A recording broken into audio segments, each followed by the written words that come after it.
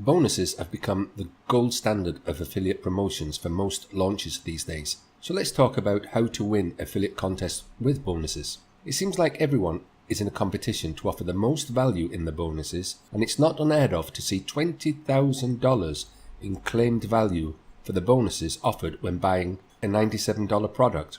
Of course, value is relative. You could claim that a PLR product is worth $150, but it really sells for $7. Most marketers just throw together a bunch of resale rights products and put some astronomical theoretical price tag on the package and use it as a bonus. But people are tired of seeing that. In order for bonuses to matter, they need to be unique. They need to be something potential buyers don't already have. For this reason, it's a very good idea to create your own bonus to go along with a major launch. It should relate very closely to the product, perhaps supporting it or adding value to it in some way. Let's say you want to promote a product about blogging. You might create a step-by-step guide for setting up WordPress and installing the top plugins, with links to all those plugins. You could then use this as your lead magnet to help build your list, or even use it as a basis for your own product later on. If you know a product is launching soon, you could create a lead magnet